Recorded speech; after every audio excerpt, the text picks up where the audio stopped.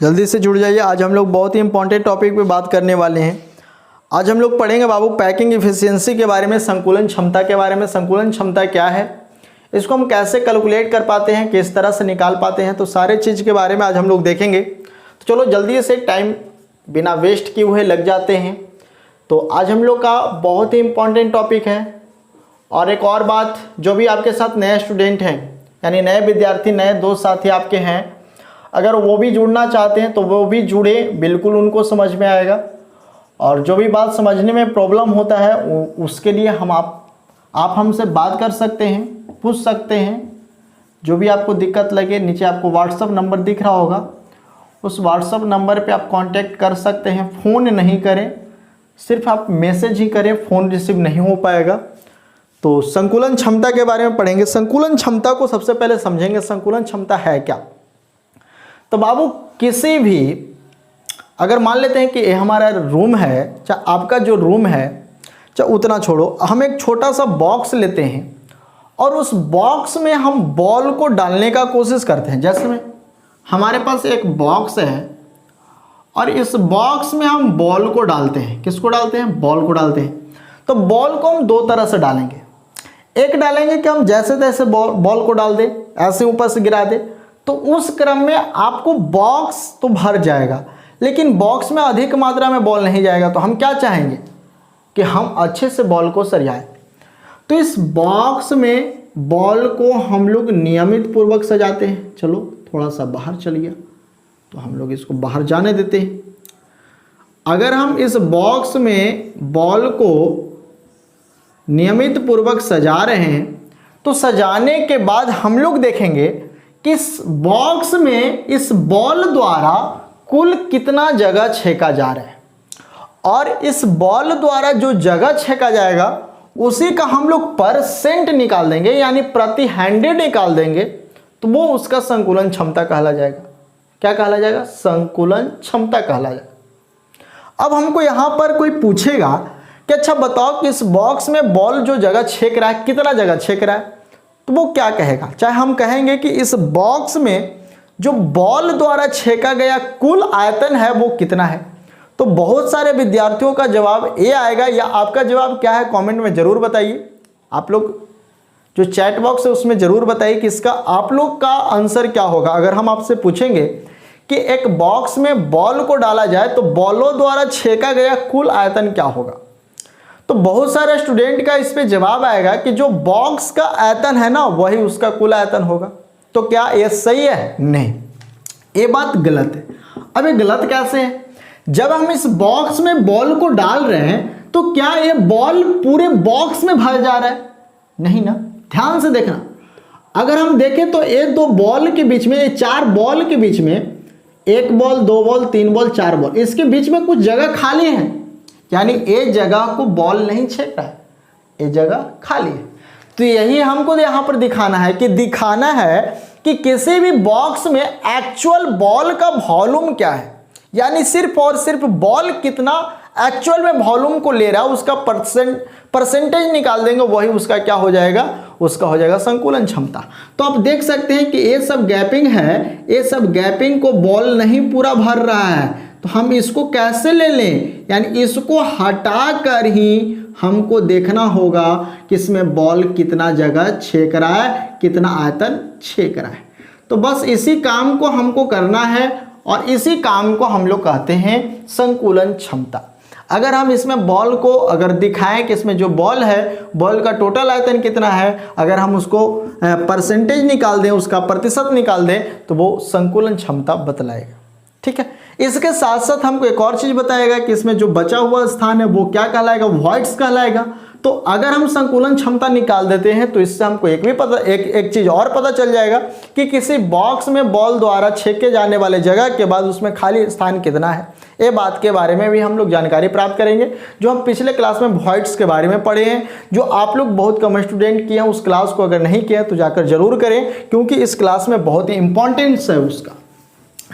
अब यहाँ पर हम अपने किताबी भाषा में समझते हैं, अपने पढ़ाई के भाषा में समझते हैं कि पैकिंग एफिशिएंसी को अगर हम डिफाइन करना चाहें तो कैसे डिफाइन करेंगे।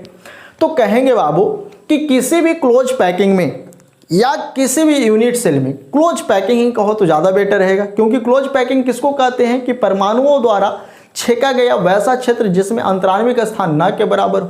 यही बात पढ़ा है ना क्लोज पैकिंग में। तो हम लोग यहाँ पर कहेंगे किसी भी क्लोज पैकिंग में उपस्थित परमाणुओं द्वारा छेका गया या घेरा गया कुल आयतन को प्रतिशत में व्यक्त करने की प्रक्रिया या व्यक्त करना ही संकुलन क्षमता कहलाता है। एक बार फिर से सुन लो, किसी भी क्लोज पैकिंग में उपस्थित परमाणुओं द्वारा छेका गया कुल आयतन को प्रतिशत में व्यक्त करने की प्रक्रिया संकुलन क्षमता कहलाता है, पैकिंग एफिशिएंसी कहलाता है। अब हम कैसे निकाल सकते हैं? तो मान लो कि ये हमारा बॉक्स है, ये बॉक्स में हमने बॉल को भर दिया है, ठीक है, ये बॉक्स में हमने बॉल को भर दिया है। अब हमको निकालना है इसका पैकिंग एफिशिएंसी। तो कैसे निकालेंगे? हमको यहाँ पर क्या पढ़ाया गया? यूनिट सेल, क्योंकि यूनिट सेल से ही मिलकर क्रिस्टल बनते। यूनिट सेल कैसा होता है बाबू? क्यू के जैसा होता है, घनीय होता है। तब बॉक्स भी तो ऐसा ही होगा ना, बॉक्स तो ऐसा नहीं होगा, इसमें तो उठ जाएगा। ये बॉक्स बनेगा कब? जब इसके पीछे भी रहेगा और ऊपर भी रहेगा, यानी 3D में रहेगा। जैसे में हम देख लो कि इसमें हम गड्ढा कर देंगे तो बॉक्स बन जाएगा। तो बॉक्स का मतलब 3D, तो 3D मतलब क्यू, और यूनिट सेल इसी को कहते हैं ना। अब यहाँ पर हमको देखना है कि इस यूनिट सेल में अगर हम परमाणु दिखाएं तो उस परमाणुओं द्वारा छेका गया कुल आयतन कितना होगा बिना वॉइड्स के, ठीक है। इसको हम परसेंटेज में डिनोट कर देंगे तो वो निकल जाएगा हमारा पैकिंग एफिशिएंसी। यहाँ पर एक और चीज के बारे में हम लोग देखेंगे, पैकिंग, जिसको हम लोग कहेंगे पैकिंग फ्रैक्शन। पैकिंग फ्रैक्शन क्या है? कुछ नहीं है, जो हम परसेंटेज निकालते हैं पैकिंग फ्रैक्शन 1 के रिस्पेक्ट में निकालेंगे, जबकि पैकिंग एफिशिएंसी 100 के रिस्पेक्ट में निकालेंगे, यानी परसेंट यानी प्रति 100 के रिस्पेक्ट में निकालेंगे। तो एक कुछ नहीं है, जो हम लोग का पैकिंग फ्रैक्शन होगा, अगर हम उसमें 100 से मल्टीप्लाई कर देंगे तो वो हमारा क्या निकल जाएगा? पैकिंग एफिशिएंसी निकल जाएगा। बहुत ही सिंपल। अगर हम लोग पैकिंग फ्रैक्शन में 100 से इंटू कर दे, मल्टीप्लाई कर दे, तो हमारा क्या निकल जाएगा? पैकिंग एफिशिएंसी निकल जाएगा। और अगर हम लोग इसको निकालना चाहें तो क्या कर देंगे भाई, समझ ही रहे हैं, तो ये हमारा निकल जाएगा पैकिंग फ्रैक्शन, जो कि बिल्कुल आसान है, हम उसको भी करके दिखाएंगे आपको। अब यहाँ पर हमको एक बात समझ लेना है कि पैकिंग एफिशिएंसी यानी संकुलन क्षमता कैसे निकालेंगे, इसका फॉर्मूला क्या होगा? तो बहुत सिंपल है। किसी भी यूनिट सेल में जो परमाणु होगा या जो बॉल होगा, वो बॉल द्वारा छेका गया कुल आयतन तथा उस यूनिट सेल का आयतन, अगर हम दोनों को एक दूसरे से रिलेशन कर दे तो जरूर हमको संकुलन क्षमता की तरफ बढ़ाएगा। तो यहाँ पर संकुलन क्षमता बराबर फॉर्मूला भी यही होने वाला है। पैकिंग एफिशिएंसी को हम लोग शॉर्ट में PE द्वारा डिनोट करेंगे, और संकुलन क्षमता का फॉर्मूला क्या होगा? तो सबसे पहले तो हम लोग को ये देखना है कि निकलेगा किसमें? तो यूनिट सेल में। तो यूनिट सेल में ही परमाणु रहेगा, तो सबसे पहले हम लोग देखेंगे यूनिट सेल का आयतन।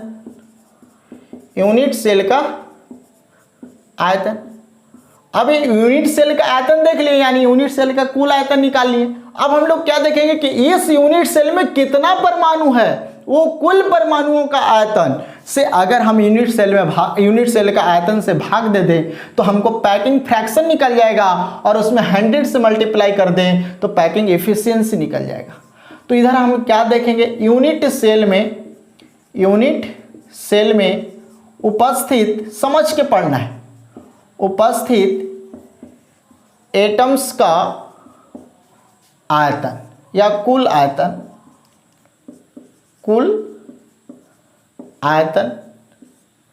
इंटू 100, ये हमारा क्या निकल जाएगा? Packing efficiency. और अगर हम लोग इसका पैकिंग फ्रैक्शन निकालना चाहते हैं तो कुछ नहीं, ऊपर वाला यूनिट सेल में उपस्थित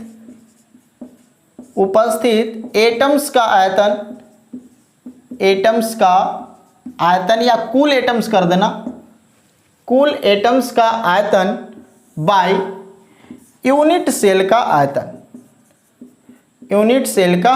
आयतन, इसमें हमको 100 से मल्टीप्लाई नहीं करना है, तो ए जो हमारा निकल जाएगा पैकिंग फ्रैक्शन निकल जाएगा, और ए जो हमारा निकल जाएगा पैकिंग एफिशिएंसी निकल जाएगा। लेकिन हमको इसमें ध्यान देना है पैकिंग एफिशिएंसी पर, क्योंकि हमारा क्वेश्चन भी पैकिंग एफिशिएंसी से रिलेटेड ही आता है। इसको निकालना बिल्कुल आसान है, इतना को करेंगे तो पैकिंग फ्रैक्शन निकल जाएगा, इसमें 100 से मल्टीप्लाई कर देंगे तो पैकिंग एफिशिएंसी निकल जाएगा। तो चलो जल्दी से आप इसको नोट कर लो। अब हमको किसका निकालना है, किसके बारे में पढ़ना है, यूनिट सेल के बारे में। तो यूनिट सेल हमारे पास 3 है बाबू, simple unit cell, body centred cubic unit cell और face centred cubic unit cell. तो ये तीनों के बारे में हम लोग बारी बारी से देख लेते हैं कि किसका कितना होगा पैकिंग एफिशिएंसी। तो जल्दी से आप ये दोनों फार्मूला को नोट कर लीजिए। चलो नोट कर लिया, फार्मूला नोट कर लिया। तो अब हम लोग देख लेते हैं बाबू सबसे पहले सिंपल यूनिट सेल का पैकिंग एफिशिएंसी। ये फार्मूला बहुत इंपॉर्टेंट है और इस फार्मूला से ही हम लोग निकाल पाएंगे। तो चलो सबसे पहले हम लोग पढ़ लेते हैं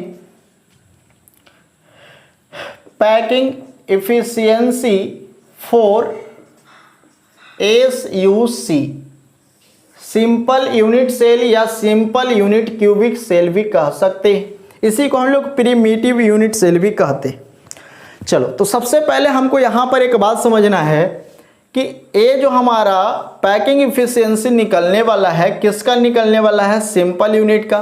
तो सिंपल यूनिट अगर दिखाना चाहें तो सिंपल यूनिट दिखता कैसा है उसको सबसे पहले दिखाना है। तो सबसे पहले तो एक बात आपको पता ही है कि एक घन के रूप में होगा, तो घन सबको बनाने आना चाहिए, ठीक है। अब सिंपल यूनिट सेल किसको कहते हैं, तो जिसमें परमाणु सिर्फ और सिर्फ कॉर्नर पर ही पाए जाते हैं, जिसमें परमाणु सिर्फ और सिर्फ कहाँ पाए जाते हैं, कॉर्नर पे पाए जाते हैं, तो उसे हम लोग क्या कहते हैं, उसे हम लोग कहते हैं सिंपल यूनिट सेल। अब हमको यहाँ पर क्या क्या देखना है, तो यहाँ पर सबसे पहले हमको देखना है कि ये हमारा क्या हो गया बाबू, सिंपल यूनिट सेल। इसमें हम देखेंगे कि ये हमारा ए है तो ये हमारा बी है, इसमें सभी परमाणु कॉर्नर पे जुड़े हैं। तो अब वो यहाँ से यहाँ हमारा एज लेंथ हो जाएगा, जिसको हम लोग ए कहेंगे। एज लेंथ को हम लोग किससे डिनोट करेंगे, ए से डिनोट करेंगे, ए बी मान लेते हैं। तो एज लेंथ हमारा क्या हो जाएगा, ए से बीच का जो दूरी होगा वो हो जाएगा। अब हमको इसमें क्या देखना है, तो सबसे पहले हमको देखना है यूनिट सेल का आयतन। तो यहाँ पर वॉल्यूम ऑफ यूनिट सेल, बस आपको बता रहे हैं यूनिट सेल कैसा दिख रहा है, घन के जैसा। और घन का आयतन क्या होता है, भुजा क्यू, और इसका भुजा क्या है यानी एज लेंथ क्या है, यहाँ से यहाँ तक के बीच का दूरी क्या है, इसमें सब के सब दूरी तो समान ही होगा ना जी। तो ए इंटू ए, जिसको हम लोग क्या लिखेंगे, ए क्यू, क्या लिखेंगे, ए क्यू। तो ये बात हम यहाँ पर जान गए। अब यहाँ पर हमको एक बहुत ही इंपॉर्टेंट बात को जानना है। वो क्या जानना है कि इसमें जो परमाणु होंगे वो कॉर्नर पर होंगे, तो कॉर्नर पे होंगे तो किस रूप में होंगे, क्या दोनों अलग अलग होंगे, दूर दूर होंगे, नहीं ना, दोनों परमाणु आपस में एक दूसरे से सट होंगे, जो पिछले क्लास में भी हमने बताया है। तो मान लो कि ए परमाणु ए है, ए परमाणु बी है, यहाँ से यहाँ तक के बीच का दूरी, क्योंकि इसमें जब परमाणु है तो ये पूरा का पूरा परमाणु तो इसमें अंदर नहीं ना है, पिछले क्लास में बताया भाई, याद करो। तो इतना से इतना दूर ही इसमें भाग ले रहा है, यानी यहाँ से यहाँ इसका आर और यहाँ से यहाँ इसका आर, यानी यहाँ से यहाँ हम इसको कहते हैं ए, यानी यहाँ पर हमको ए इक्वल टू कितना मिल रहा है, 2r मिल रहा है। तो ए और आर में रिलेशन हम लोग पिछले क्लास में ही कर दिए हैं। तो ए इक्वल टू जो हमको मिल रहा है बाबू वो क्या मिल रहा है, 2r मिल रहा है। तो ए और आर के बीच में रिलेशन आप लोग को पिछले क्लास में ही हमने बताया है। तो चलो अब हमको यहाँ पर क्या निकालना है, अब हमको यहाँ पर निकालना है पैकिंग इफिशियंसी। तो पैकिंग इफिशियंसी निकालने के लिए हमको क्या क्या चाहिए, तो सबसे पहले हमको चाहिए बाबू volume of total atom in SUC simple unit cell by, चाहे इसको यूनिट सेल ही लिखो, unit cell by volume of unit cell into 100। अब यहाँ पर हमको एक बात बताओ, टोटल एटम पूछ रहा है। तो पिछले क्लास में हम आपको बताए थे कि ACUC में number of atoms in ACUC equal to कितना, आपको रैंक बताए थे, रैंक ऑफ यूनिट सेल, उसमें आपको निकाल कर बताए थे कि किस यूनिट सेल में कितना परमाणु होता है। तो बाबू याद करो, अगर याद नहीं है तो याद करो, ACUC का रैंक क्या होता था, एक, यानी ACUC में सिंपल यूनिट सेल में कितना परमाणु होता है उपस्थित, टोटल एक ही परमाणु उपस्थित होता है। तो हमको टोटल एटम निकल गया एक। अब हमको दूसरा चीज क्या देखना है, एटम्स आ रहा है, तो एटम्स का यहां पर आयतन क्या होगा, वॉल्यूम ऑफ, ये सब याद करने वाली बात है। एटम्स, तो एटम्स क्या होता है, पहले ही हमने बताया गोल होता है, गोल, और गोला का आयतन क्या होता है जी, गोला का आयतन क्या होता है 4/3 πr³, याद है, गोला का आयतन क्या होता है 4/3 πr³। तो परमाणु का भी आयतन क्या होगा 4/3 πr³। बस इतने बात को हमको याद करके रखना है। चलो निकल गए। वॉल्यूम ऑफ टोटल एटम, तो टोटल एटम कितना है एक, आयतन कितना होता है एटम का, तो 4/3 into πr³ by volume of unit cell. Unit cell क्या है बाबू AQ, यूनिट सेल क्या है, यूनिट सेल का आयतन क्या होगा AQ होगा। अब यहाँ पर इसका कैलकुलेशन आगे कीजिए, 4/3, चाहे इसको नीचे कर देते हैं direct, 1 into 4 into pi into r³ by 3 into, बाबू एक के जगह पर कितना 2r, तो 2r का क्या कर दे q कर देते हैं। अब इस कैलकुलेशन को आगे बढ़ाइए तो 1 का मतलब कुछ है नहीं, 4 into pi into r³ by 3 into 2 दूना 4, 4 दूना 8 इंटू, चाहे यहाँ पर अगर आपको ऐसा नहीं समझ में आया तो 2 के क्यू यानी 2 into 2 into 2 r³ into r³, r³ से r³ कैंसिल। एक बात हमको और छूट रहा है, यहाँ पर 100 करना है तो हमको क्या निकलेगा इफिशियंसी निकलेगा। तो चलो यहाँ पर 100 कर देते हैं, r³ से r³ कैंसिल, यहाँ पर देखो 2 दूना 4, 2 से 2 कैंसिल। यहाँ पर हमको क्या मिल रहा है बाबू पाई मिल रहा है, कितना मिल रहा है पाई, y यहाँ पे हमको कितना मिल रहा है 6 मिल रहा है, इंटू कितना मिल रहा है 100। यहाँ पर अब एक और बात ध्यान देना है कि पाई का मान कितना, तो 3.14 भी रख सकते हैं या 22/7 भी रख सकते हैं। तो 3.14 इंटू 100/6। अब इसका कैलकुलेशन आपको करना है, इसका कैलकुलेशन करने के बाद जितना आएगा उतना परसेंट हम बता देते हैं। इसका लगभग जो परसेंटेज आने वाला है वो लगभग 52%, 52% आने वाला है। अब आपको कैलकुलेशन करके लिख लेना है, 52 पॉइंट कुछ परसेंट होगा। तो आपको यहाँ पर गुना भागा जोड़ घटाओ इतना तो आप लोग कर ही सकते हैं, इतना आप करके लिख लीजिए और ये आपका क्या निकल जाएगा बाबू संकुलन क्षमता किसका, सिंपल यूनिट सेल का। अब यहाँ पर हमको एक और चीज़ देखना है, percentage of voids, percentage of voids, यानी इसमें जो परमाणु होगा उसके बाद जो जगह बचेगा तो वो जगह निकालना बहुत आसान है। कैसे, तो टोटल परमाणु जो जगह छेक रहा है उसको छोड़कर ही जो जगह बचेगा वही ना उसका परसेंटेज होगा, किसका वॉइड्स का। तो टोटल कितना में होता है 100 में कितना जगह छेक रहा है 52 लगभग छेक रहा है 52%। तो जो भी यहाँ पर हमको मिलेगा बाबू वो परसेंट जो हमारा होगा कितना हो जाएगा लगभग 48% जो हमारा होगा वो हमारा इसका वॉइड्स होगा, किसमें सिंपल यूनिट सेल में। तो देख लो यहाँ पर पैकिंग एफिशिएंसी भी बता रहे हैं, यहाँ पर परसेंटेज ऑफ वॉइड्स भी बता रहे हैं कि वॉइड्स का परसेंटेज क्या होगा, यानी वॉइड्स द्वारा छेका गया कितना यहाँ पर जगह होगा, यानी उसके बीच में खाली स्थान कितना होगा। चलो बाबू जल्दी से आप लोग पैकिंग एफिशिएंसी निकाल लो सिंपल यूनिट सेल का, सिंपल यूनिट सेल का जल्दी से पैकिंग एफिशिएंसी निकाल लो। एक और बात, अगर हम इसका क्या निकाल दे पैकिंग फ्रैक्शन निकाल दे तो पैकिंग फ्रैक्शन कितना हो जाएगा, इसमें हम 100 से भाग दे देंगे तो कितना आ जाएगा लगभग 0.52, ए जो हमारा निकल जाएगा पैकिंग फ्रैक्शन निकल जाएगा, लेकिन हमको इसका कोई मतलब नहीं है। चलो जल्दी से आप इसको नोट कर लो। चलो नोट कर लिया। इसके बाद हम लोग सेकंड देखते हैं, जल्दी से नोट कर लीजिए। सेकंड हम लोग देखते हैं बाबू बीसीसी।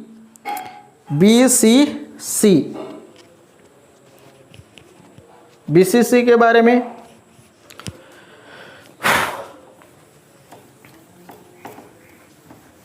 देखिए, आपको पॉइंट बाय पॉइंट समझ में आएगा अगर आप इसको अच्छे से देखते हैं। और अगर आप पहले भी नहीं पढ़े हैं फिर भी कोई बात नहीं, हम समझाने का कोशिश कर रहे हैं, आप बस देखते जाइए और रेगुलर क्लास में बने रहिए। सेकंड है बाबू हमारा पैकिंग एफिशिएंसी फॉर बीसीसी, ठीक है, body centred cubic unit cell. अब ये बीसीसी का यूनिट सेल निकालना है, क्या निकालना है, पैकिंग एफिशिएंसी निकालना है। सबसे पहले हमको बीसीसी का चित्र बनाना है। अब पैकिंग एफिशिएंसी निकालने के लिए सबसे पहले हमको चित्र को समझना होगा कि बीसीसी का एक्चुअल में कैसा चित्र होता है। हम लोग यहाँ पर बोर्ड पर ही बनाकर देखेंगे।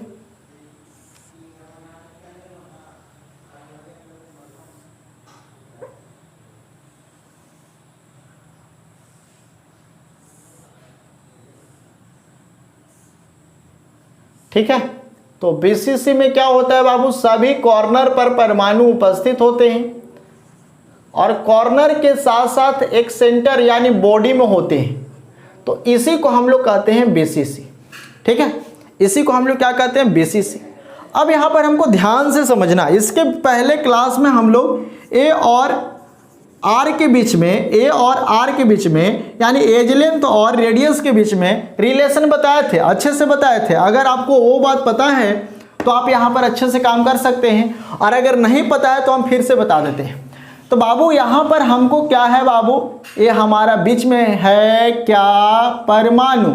तो हमको इस परमाणु से लेकर हमको देखना है कि इस परमाणु का भी कितना यहाँ पर जगह छेका जा रहा है। तो वो कब पता चलेगा, जब हम यहाँ से घुस कर यहाँ जाएंगे। तो हम कैसे निकाल पाएंगे, चलो देख लो बाबू। यहाँ से हमको यहाँ पहले चलना होगा। आपको क्या बताया था कि यहाँ से यहाँ घूमकर यहाँ से यहाँ जाएंगे तो उस परमाणु को चीरते हुए हम यहाँ तक पहुँच जाएंगे। चलो वैसे नहीं तो हम ऐसे समझ लेते हैं, अब हम यहाँ से इस परमाणु को होते हुए यहाँ पहुँचेंगे तो ज़रूर हमको निकल जाएगा कि यहाँ से यहाँ। देखो बाबू, इसके बाहर वाले से इसके अंदर वाला में जा रहे हैं, इसके बाहर वाले से इसके अंदर वाला में जा रहा है, यानी बीच में जो गोला होगा, जो बॉल होगा, उसको छेद करके जा रहा है। यहाँ से यहाँ आ रहा है यानी छेद करते हुए आ रहा है। चलो सबको हम ए बी सी कर देते हैं, ए बी सी। इसको से तो कोई मतलब है नहीं, इसको कर देते हैं डी। अब देखो इसमें हमको दो त्रिभुज बन रहा है। क्या बन रहा है, दो। तो ए हमारा क्या हो जाएगा, ए हो जाएगा। ए हमारा क्या हो जाएगा, ए हो जाएगा।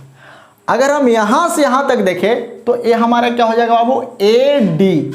अब ध्यान से देखो तो यहाँ पे परमाणु होगा, यहाँ पे परमाणु होगा और यहाँ पे परमाणु होगा, यानी ए से डी के बीच में कितना परमाणु है, तीन परमाणु है। कितना परमाणु, तीन। और जब तीन परमाणु है तो तीन परमाणु कुछ इस रूप में होगा, यहाँ से यहाँ मिल रहा है। तो बाबू इसका सेंटर से यहाँ तक की दूरी आर, इसका बीच में सेंटर तो यहाँ से यहाँ तक की दूरी आर, और इसका दोनों तरफ वाला मिल रहा है, यानी इधर भी आर इधर भी आर, यानी टोटल कितना आर, एक आर, दो आर, तीन आर, चार आर। ये है ए है डी। तो ए डी का बीच का टोटल दूरी क्या है बाबू, 4 आर। बस ये बात को समझ लेते हैं तो आपको सर बात समझ में आएगा।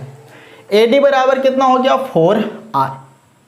अब हमको सबसे पहले यहाँ पर ए सी निकालना होगा, फिर ए डी निकल जाएगा तो हम आसानी से इसके बीच का रिलेशन निकाल पाएंगे। तो सबसे पहले हम लोग चलते हैं त्रिभुज ए बी सी में। मान लेते हैं कि इसका जो भुजा है ए है और इसका जो त्रिज्या है आर है। तो त्रिभुज ए बी सी में अगर हम निकालना चाहें क्या, ए सी, तो ए सी इक्वल टू क्या होगा, ए सी इक्वल टू क्या हो जाएगा जी, रूट अंडर ए बी के स्क्वायर जोड़ बी सी के स्क्वायर। ए भी क्या है, ए रूट अंडर ए का स्क्वायर जोड़ ए का स्क्वायर। आगे चलेंगे तो क्या आ जाएगा, 2a स्क्वायर। अगर हम लोग इसको बाहर निकालेंगे तो AC इक्वल टू क्या मिलेगा, AC इक्वल टू मिलेगा √2a, √2a। अब हमको क्या चाहिए, हमको चाहिए AD। तो AC जब निकल गया और CD जब हमको पता है कि यहाँ से यहाँ तक की दूरी A होगा, तो अब हम लोग चलेंगे बाबू त्रिभुज ACD में। ठीक है, त्रिभुज ACD में क्या निकालना है बाबू, हमको निकालना है AD। तो AD इक्वल टू क्या हो जाएगा, रूट अंडर AC के स्क्वायर, AC के स्क्वायर जोड़ AC के स्क्वायर जोड़ CD के स्क्वायर। ठीक है, AD इक्वल टू कितना है बाबू, 4R, 4R equal to AC equal to कितना है बाबू, यहाँ से यहाँ तक देख लो कितना आ गया, √2a। तो √2a के स्क्वायर प्लस CD कितना है बाबू, देख लो यहाँ से यहाँ तक क्या है, A है, तो A का स्क्वायर। देखो बिल्कुल अच्छे से आपको समझाने का कोशिश कर रहे हैं। यहाँ देख लो क्या हो जाएगा, 2a स्क्वायर जोड़ a square, 4R equal to root under 3a square. ये बात हमने पहले बता भी चुका है। ठीक है, तो 4R इक्वल टू क्या हो जाएगा बाबू, √3a। तो R इक्वल टू क्या हो जाएगा, हमको R नहीं हमको A चाहिए, तो A इक्वल टू क्या हो जाएगा बाबू, √3/4R। तो A हमको क्या निकल गया, A निकल गया। अब हम आसानी से संकुलन क्षमता निकाल सकते हैं। तो पैकिंग इफिशियंसी इक्वल टू क्या होता है formula, packing efficiency equal to formula होता है volume of total atom in unit cell by कितना है बाबू, volume of unit cell into 100। ठीक है, अब ऊपर का वॉल्यूम क्या हो जाएगा, देखो एक और बात यहाँ पर छूट रहा है, बताओ तो BCC में हम लोग बताए थे टोटल एटम्स इन VCC, यानी BCC का रैंक क्या होता था, इसमें टोटल कितने परमाणु होते थे, तो इसमें कितना परमाणु, 2 परमाणु, एक परमाणु कॉर्नर पर, एक परमाणु बीच में जो स्वतंत्र होता था। तो हम इसको निकालेंगे, 2 इंटू टोटल 2 है ना, तो 2 इंटू इसका क्या हो जाएगा 4/3πr³/8³। अब बताओ बाबू 2 into 4 into pi into r³ 3 into, बताओ एक जगह पर कितना बाबू, एक जगह पर कितना, √3/4r के होल क्यूब, यही हो जाएगा ना, इंटू 100। अब देखो तो इसको हम लिख सकते हैं 2 into 4 into pi into r³ बाबू, इसको हम ऊपर लेकर चल जाएं, इसको हम 4r को ऊपर लेकर चल जाएं तो क्या हो जाएगा, 4r को हम लिख सकते हैं 8r³। कहीं हम लोग का गलती तो नहीं ना हो रहा है, सॉरी, यहाँ पर a इक्वल टू 4r/√3 होगा ना, 4r/√3। देखो यहाँ पर यही है, थोड़ा सा मिस्टेक में हम लोग का दिक्कत हो जाएगा, 4r/√3। यहाँ पर ध्यान से काम करना होगा। क्या हो जाएगा, 2 into 4 into pi into r³, इसको ऊपर लेकर चल जाएं तो हम इसको क्या लिख सकते हैं, √3 इंटू √3 इंटू √3/3 इंटू, इसको क्या लिख दीजिए, इसको हम लिख सकते हैं 4 इंटू 4 इंटू 4 इंटू r³ और इंटू क्या कर दें 100। अब देख लो बाबू, 1 4 से 1 4 कैंसिल, 2 दूना 4 कैंसिल, r³ से r³ कैंसिल, 3 से 2 √3 कैंसिल। अब हमको क्या बच गया, यहाँ पर हमको बच गया है पाई इंटू √3 इंटू 100 बाई नीचे कितना बच रहा है 4 दूना 8। चलो इसको कैलकुलेट करो और कैलकुलेट करने के बाद जितना आ जाएगा उतना % इसका हो जाएगा आंसर।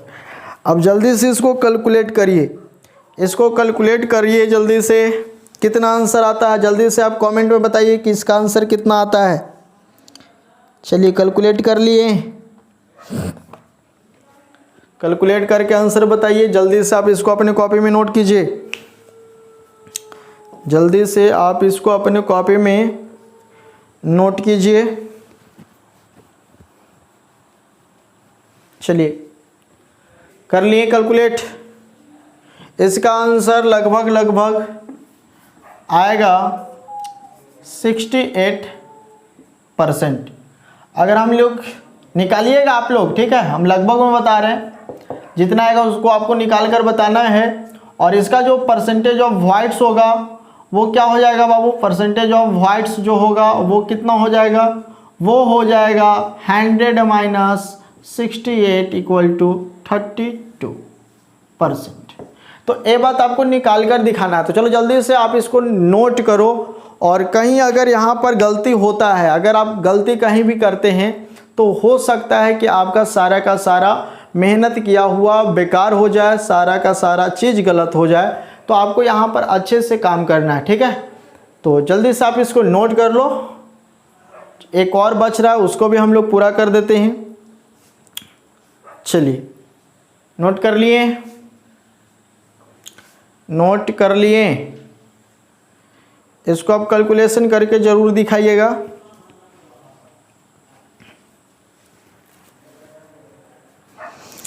इसका कैलकुलेशन आप ज़रूर दिखाइएगा।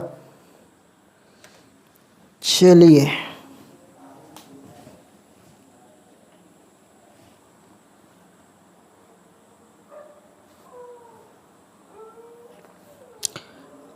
नेक्स्ट क्वेश्चन की ओर चलते हैं।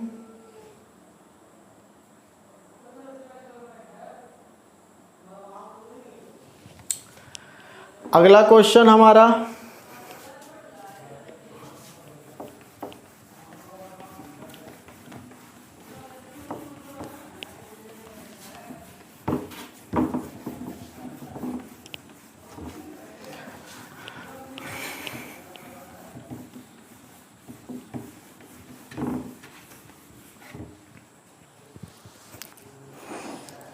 अगला हम लोग देखने वाले हैं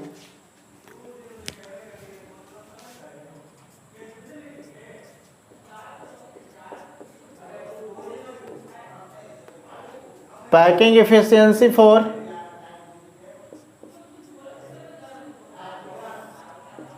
FCC।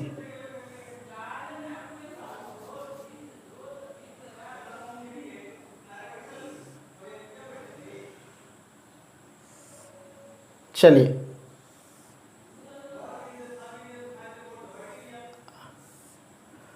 अब हम लोग इसको देख लेते हैं कि FCC में क्या होता है। तो आप सभी जानते हैं कि FCC में कहाँ होते हैं, कॉर्नर के साथ साथ प्रत्येक फलक पर भी होता है, ठीक है। कॉर्नर के साथ साथ कहाँ होते हैं, प्रत्येक फलक पर भी होते हैं। तो हमको फलक के बारे में ही देखना है। तो चलो बाबू सबसे पहले हम लोग यहाँ पर क्या देख लेते हैं, यहाँ से यहाँ हमारा एज लेंथ हो जाएगा A।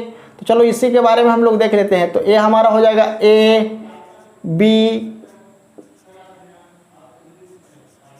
C D, मन कर रहा है। अब हमको यहाँ से यहाँ देख लेना है। चलो यहाँ से यहाँ ही देख लेते हैं, AC निकाल लेते हैं। तो चलो सबसे पहले यहाँ पर हमको एक चीज़ देखना है कि यहाँ पर टोटल कितने R मिल रहे हैं। तो AC के बीच में हमको टोटल कितने R मिल रहे हैं, 4 R मिल रहा है। तो अगर हम AC कैलकुलेट करना चाहते हैं तो AC इक्वल टू क्या हो जाएगा, AC इक्वल टू हो जाएगा √AB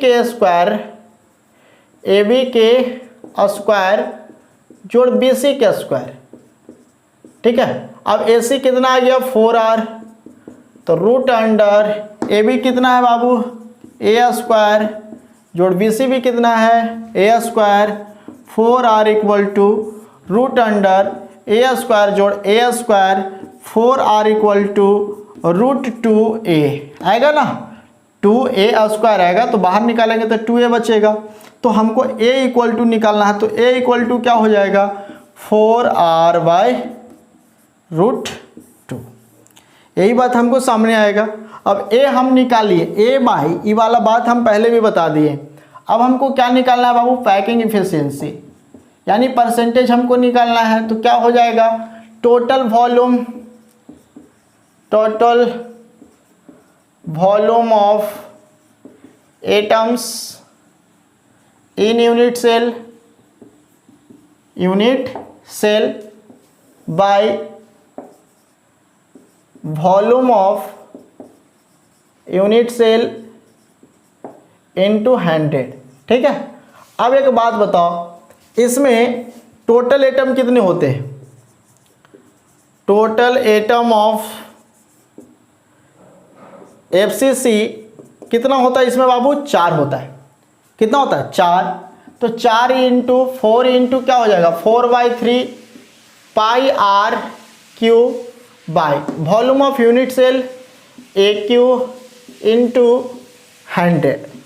यहाँ पर अगर हम इसको कैलकुलेट करें तो 4 into 4 into pi into R cube by इसको नीचे कर देते हैं तो 3 इंटू AQ, ए के जगह पर हम लोग क्या रख दें 4R by root 2 into Q और बाबू क्या है और हमारा कुछ नहीं इधर 100 इंटू 100।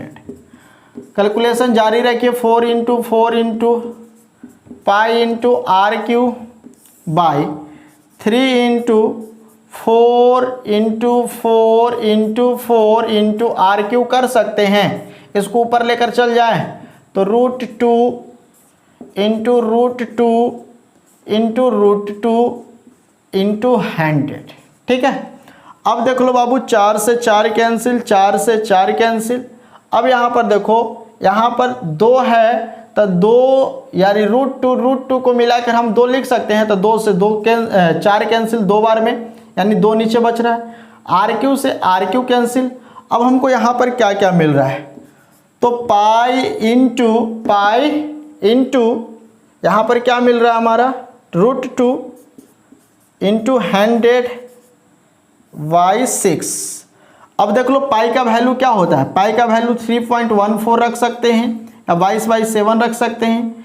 तो 3.14 इंटू रूट 2 इंटू 100/6 आप लोग को इसको कैलकुलेट करना है और कैलकुलेट करके जो भी है उतना परसेंट निकालना है। लगभग 74% आएगा तो इसको निकाल लेना है।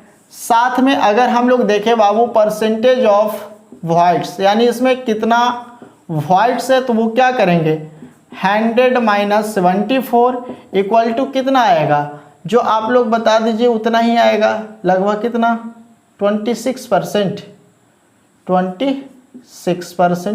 इसमें वॉइड्स पाया जाएगा। तो इस तरह से हम लोग पैकिंग एफिशिएंसी निकाल रहे हैं। अगर आप लोग का कैलकुलेशन यहाँ पर ठीक है, अगर आपका कैलकुलेशन सही है तो आंसर भी सही आएगा, आंसर भी किसी तरह का कोई दिक्कत नहीं करेगा।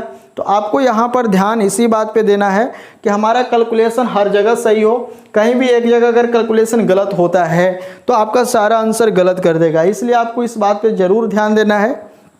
तो चलो जल्दी से आप इसको अपने कॉपी में नोट कर लो। चलो नोट कर लिया।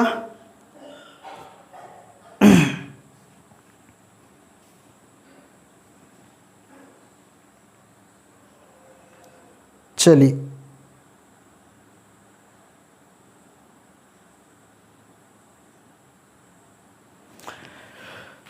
नोट कर लिए तो फिर से मिलते हैं अगले क्लास में, और अगले क्लास में हम लोग इससे रिलेटेड और भी कुछ बात को देखेंगे। तो आज का क्लास इतना ही। जो भी बात आपको बताए हैं इस बात को आप अपने से एक बार फिर से रिवीजन कर लीजिए। कहीं कैलकुलेशन में अगर गलती होता है तो सारा चीज़ गलत हो जाएगा, इसलिए आपको इसको ध्यान से देखना है, समझना है, तब इस पर काम करना है। तो अगले क्लास में हम लोग फिर से मिलते हैं, तब तक के लिए धन्यवाद।